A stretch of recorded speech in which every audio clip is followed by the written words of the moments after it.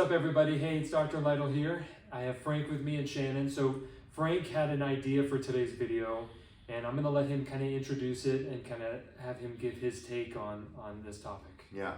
So basically what we're going to talk about today is there's three things. We're going to talk about consistency, motivation, and discipline.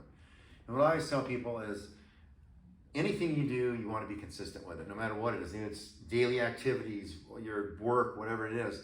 And when it comes to exercise and weight loss, and it's being consistent and continuously doing it, and not just, okay, I'm going to go work out once a week. I mean, it's you got to continuously do it on a consistent basis. But I always tell people, if you want your result, you got to be consistent. If you're not consistent, you're not going to get the result. I mean, nothing comes easy. We all know that. And so what I always tell, it's like the same thing with Doc's business. You know, it's basically, you know, you have to be consistent in your hormone therapy. If you're doing, you know, if he's got your hormone exercise program, and all of a sudden you're doing, you know, once here, once there, once ain't gonna do shit for you, you know. So you want to make sure that you. I hope nobody's offended by the word shit, but Pardon your French. Too bad if you are. But anyway. So yeah, that's the thing with him as far as the, you know, the vitamin regimens, stuff like that. You got to be consistent. You're not gonna get the result if you don't have that. Same thing with Shannon over here. You know, it's basically being consistent with, if you got a shoulder problem, you go see Shannon once a month. When she says you should be there twice a week, you're not going to probably get the result. And being consistent on doing the exercises she tells you to do, like I never do, but I'm getting better at it. But so yeah, but that's the plan there. So the second word is motivation. And I would say, if you're waiting to be motivated to do things, a lot of times you're probably not going to do it, because your motivation's there sometimes, but sometimes it's not. So you got to be motivated to do what we talked about with Doc, what we talked about with me, what we talked about with Shannon. You got to be motivated to do it. But if you're not, that's where the discipline comes in. I mean, I go to the gym every day. Am I motivated to go to the gym every day? No. But I go because it's part of my day. I know how I'm going to feel. I know I'm going to feel better. But it's the discipline of going, and that's the biggest thing of it is your discipline trumps motivation, no doubt about it. I mean, because if you, like I said, that's why most people, I'm not motivated to go to the gym. You just got to get up, you got to get there, you got to do it, and you got to do it every, you know, whatever days a week you do it, 4, 5, 6, 7 days a week, whatever. And that's the biggest thing. It's the same thing with it's the same thing with discipline of doing what Doc does. It's, you know, it's a discipline of giving, if you're doing a testosterone, you know, therapy, give your injections twice a week on a consistent basis, and not or IV therapy. Exactly, IV therapy consistently, basis, you know, and that's the thing. IV therapy, IV push, whatever it is, and you have to be consistent. If you're going to do it once here, once there, once here, you're not going to get much from it. You got to be consistent. Going back to Shannon, same thing. You got to be consistent. If you have a shoulder problem and Shannon's telling you this is what you need to do, and you come here and there, and you're not disciplined to get to her every week, to see her every week, and to get her and do her exercises that she tells you to do, and that goes back all to discipline. So well, Shannon even does house visits. Don't yeah. Yeah. Yeah. Yeah. So there's no reason why you can't get it done. Yeah. So what do you guys find are the reasons that people most often give for not staying in their program? I think people just don't feel like doing it. I mean, I think a lot of people say that. It's like, I'm tired all the time. I work 12, 14 hours a day. But I go to the gym every day. It's just the discipline of doing it. But I think a lot of times, well, probably with you, Doc, is I think that what it is people think, well, I feel okay.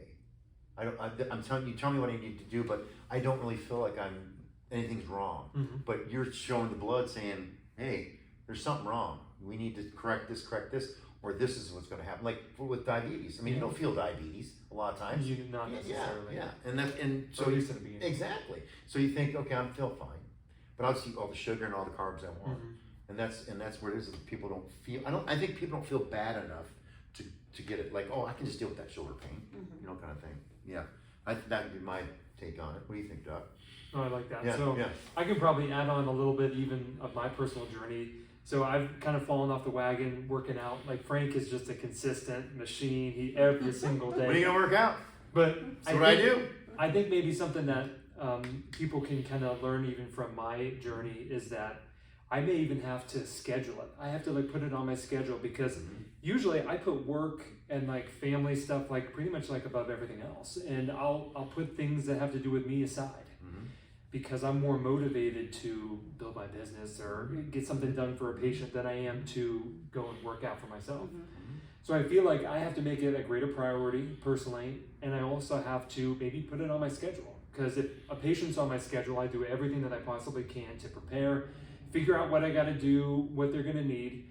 But if I'm on the schedule, my own schedule, then maybe I would actually take that approach with myself as well. So we all have a journey with this, and just because we're sitting up here doesn't mean that we don't struggle with certain things. Yeah, we do. Frank has a list, Yeah. and he might go to the gym every single day, but I'm always reminding him, Frank, did you look at your list? Have you been crossing stuff off? Put it on the list is what he says. And a lot of the time the list doesn't get done. So priorities. Frank, is what we're priorities. saying. Did Yes. you get that done, Frank? No, I didn't. Yeah. But, hey.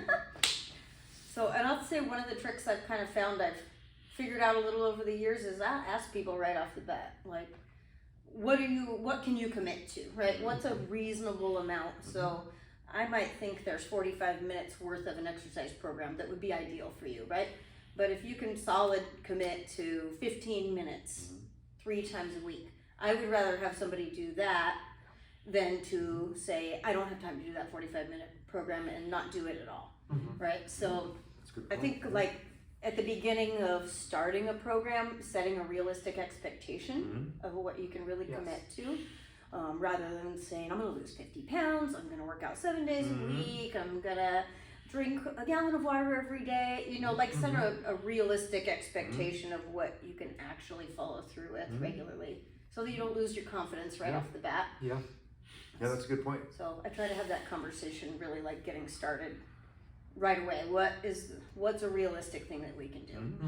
Yeah, because I don't have time to do it. Okay, you have time to brush your teeth? You brush your teeth 3 minutes in the morning, 3 minutes at night. If you did 3 minutes of exercise in the morning, 3 minutes exercise at night, and did it 7 days a week, 42, right? Yeah, 42. 42 minutes a week. 6 and 7, 42. Yeah. You got it. 42 minutes a week. That would make a difference. And that's over 20-minute sessions, and that would still do something. So when people tell me, I was like, no, you got time. You just don't want to make the time, and that's what I'm saying. You got something. You got time to brush your teeth. You got time to work out. Well, that's priorities. Yeah. And I think a lot of people, they put their body off. Yeah. They put their body over there, and they say, I have priorities. I have other things that I'm interested in, and my body can kind of come secondary. Yeah. I think that's what. And the thing goes back to the fact I think people don't feel bad enough. They're like, why? I mean, I know people that are diabetic, and I don't feel that bad, and they're just shoving sugar down their throat, and they're shoving carbs down their throat. And I'm like, you gotta stop that. Or it's gonna tear up your heart. It's gonna tear up all your organs. It says, and you're gonna have a serious problem later in life, and you could lose your extremities. It's just important to, I always have taken health as part of it. I've done it my whole life, so. And I think everyone that's sitting here does. It takes health a priority, So, but again, it goes back to just remember, discipline trumps motivation. If you're waiting to be motivated to do something, whatever it might be, you just got to do the discipline of it. Like going to work, you're disciplined to go to work because you need to make money, this and that. We should be disciplined to go to the gym and disciplined to go see Dr. Lido, disciplined to go see Shannon because you want to feel good. Just remember, you can't go to work if you don't feel good, right? Or you can't. I should say you can't go to work if you get sick because you have allowed your body to get sick, and now you can't go to work. So it's important to take care of your health because if you're not healthy, you're not gonna be able to go to work and make money. And that's what I always tell people. It's like the reason you can go to work is because you're healthy. And most people put their health on the back burner. They really do. And I could probably talk about that a little bit, not necessarily putting health on the back burner, but being healthy so that you can go to work. And I think this is real clear when you have kids and you have people who rely on you. It's like, I can't call off. Like, I have to do this. Like, there's not an option. I have to take care of my body or else other people are affected. Yeah. Other people suffer. When your kid's sick, you can't say, I'm gonna take the day off, son. Yeah. Yeah, seriously. Yeah, it's... Sorry, if you're 2 years old, you can do it on your own. You're okay. Yeah. So it's like, even when you do have, sick kids at home or there's things going on, it's like you don't have excuses. You can't make them. You have to keep yourself healthy. And I've even had to do that. I'm only, in my early 30s, but I got 2 kids and you realize when you wake up, oh, my kids are sick, or maybe, my wife is tired or sick or something like that. It's like, I can't get this, I can't get what's going around. I have to take care of it. So I guess there's a motivation there to take care of your body because, you love other people that rely on you. So that I guess there's motivation there. And then maybe there's some determination there to kind of execute on that. And hey, I got to get my health in order. I have to, preventing disease is a lot easier than treating it. So I can kind of prevent the cold and the flu a lot easier than I can when I initially get it. And then I have to take more drastic measures to kind of reduce the incidence of it, or the duration of the whatever illness it is. So just taking those little steps here and there. Yep, An ounce of prevention is worth a pound of cure. So even the preventative side of things, working out with Frank, going to see Shannon, even if you're not injured, seeing Shannon, I kind of think about Shannon as maybe like seeing people and giving them tune-ups. I don't know if she sees it that way, but like if you we do that, we do both. Yeah. I mean, but if you're like a high-level athlete, or if you're somebody who, your income depends on your body, most people that might not be the case, but for certain people that might be. But to just go in and get a tune-up, hey, I don't really feel that bad, but can you kind of check me out to see if everything looks good, or maybe I got a weakness here that I didn't really know or see, and maybe Shannon can find that ahead of time and say, okay, let's do this. Let's kind of get ahead of the injury. You look weak here. You're very likely to injure this area. So I almost think of it like you could kind of help people tune up. that is an before effective the way injury. to. If only people would do that. That'd be great. I know. I always wish I could have seen you before you hurt yourself, so I would have known if you had this weakness before, or if this is something that was an adaptation, right? For running, walking, cycling, all kinds of activities, right? Like, if only we could get you on a good conditioning program for whatever that activity is you want to embark on. That'd be great. Yep. Then it's almost like that requires like investment. More so that like before you kind of break down. So you almost have to think about it as an investment. Hey, I'm gonna work with this physical therapist, or I'll work with Frank to train me personally before things happen, and so that I can create value elsewhere. Yeah, and another word that popped into my head was, I think it all has to do with your attitude too. You know That would be attitude. Yeah. I mean, I think like you said, it has to do with your attitude. I mean, I always say have the attitude of gratitude. I mean, as far as, you can, with people that, you just be thankful for, you're able to get up and go to work. You're able to go home tired at the end of the day. You're able to do all that. And I think that's important. And I think when you get that positive mindset, I just think that your body follows. I mean, I think if you keep a positive mindset, thanks God for allowing me to be able to go to work. Thank you for, whatever. And I think that's just, it's having a good attitude about things too. I mean, I deal with people that, they're just negative all the time. And I'm thinking like, and then things just continue to go wrong in their life. And I'm like, you're bringing this to yourself, man. I mean, you're always negative about everything. And you wonder why your freaking ceiling falls in, or your freaking car won't start. It's negativity, and I think that's the biggest thing too, is just have a good attitude about things. If you're like, I'm gonna go in there, I'm gonna start feeling better, I'm gonna lose weight, I'm gonna, and it's easier said than done. I understand that, but I just think attitude's a huge variable there too, as far as to accomplish your goals. Yeah. All right, I think that wraps this one up. So please like and subscribe to this channel. Certainly leave us comments if you want us to do specific kind of content. If you like this video, certainly leave a comment down below.